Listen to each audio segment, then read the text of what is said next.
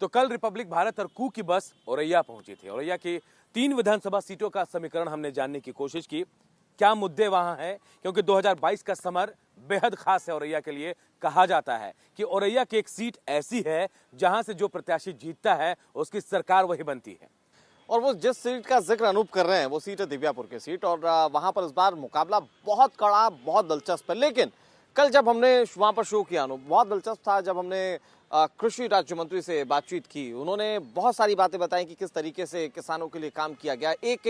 कहिए कि एक पूरी लिस्ट उन्होंने गिनवा दी कि किसानों के लिए सरकार ने क्या किया। लेकिन बड़ा सवाल इसी बात को लेकर था अनूप, जो हमने भी पूछा और समझने की कोशिश की कि ऐसा क्यों कहा जा रहा है कि पश्चिमी उत्तर प्रदेश का जो किसान है वो भारतीय जनता पार्टी से नाराज है, और क्या उसका एक बड़ा डेंट उत्तर प्रदेश के चुनाव में देखने को मिलेगा। बिल्कुल। और देखिए, औरैया की समस्याओं की बात करें तो वहां पानी की समस्या, जलभराई की समस्या है, लोग परेशान हैं। जबकि इंडिया का दूसरा लार्जेस्ट गेल का जो संस्थान है वहां है, जो गेल है वो है, एनटीपीसी का यूनिट भी वहां लगा हुआ है।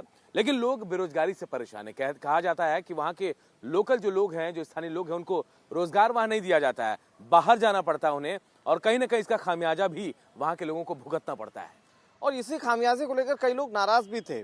वहां पर 39 दरअसल ग्राम पंचायत के ऐसे लोग थे जिन्होंने ये कह दिया था कि हम इस बार चुनाव में हिस्सा ही नहीं लेंगे, हम लोग इस बार वोट ही नहीं डालेंगे।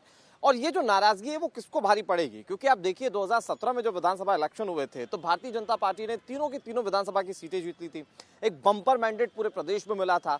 लेकिन अगर लोग नाराज हैं तो उसका असर किस पर पड़ने जा रहा है अनूप, ये बड़ा सवाल है। बिल्कुल। और देखिए, कायदे से ये भी जान ले कि सपा का गढ़ हुआ करता था कभी, मुलायम सिंह यादव का ससुराल यहाँ हुआ करता था।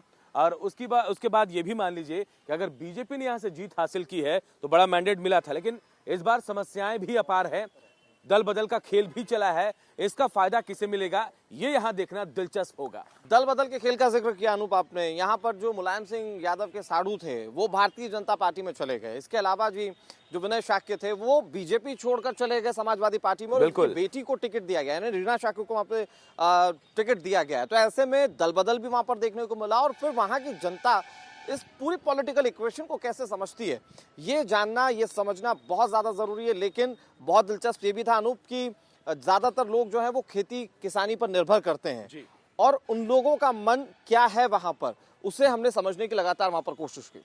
और देखिए, समस्याएं और भी थी। गैस संयंत्र को लेकर हमने जो महसूस किया कि वहां आप उस इलाके में घूमते हैं तो वहां कहा जाता है कि गैस को महसूस कर सकते हैं आप, उसकी महक को, और ये बहुत नुकसानदेह भी है। हालांकि ये भी स्थानीय लोग कह रहे थे कि बड़ा मुद्दा हो सकता है, लेकिन राजनेताओं की साठगांठ की वजह से हर बार ये मुद्दा दबा दिया जाता है, जिसकी वजह से इसका नुकसान ये हो रहा है कि जो वहां के लोग हैं वो मानसिक तौर पर बीमार भी हो रहे हैं। अच्छा, ये बात तो हो गई समाजवादी पार्टी और भारतीय जनता पार्टी की। लेकिन जो इनसे अलग दल हैं, यानी कि बीएसपी, आम आदमी पार्टी, ये लोग भी अपने आप को कहीं ना कहीं चुनाव में खड़ा हुआ पाते हैं। और देखने वाली बात ये होगी कि ये जब नए मुद्दों के साथ जनता के बीच अपनी जमीन तलाशने की कोशिश कर रहे हैं तो क्या बीजेपी और समाजवादी पार्टी से अलग वहां की जनता सोचती। बहरहाल जो चर्चा हुई अनूप वो बहुत ज्यादा गर्मा गर्म थी, और सब अपनी बात को बहुत बेबाकी से रखने की कोशिश कर रहे थे। लेकिन समझ में यह आया कि जो जनता के मुद्दों पर ध्यान देगा जनता उसके साथ खड़ी रहेगी। और इसके लिए इंतजार करना पड़ेगा हमें चुनावी परिणाम का।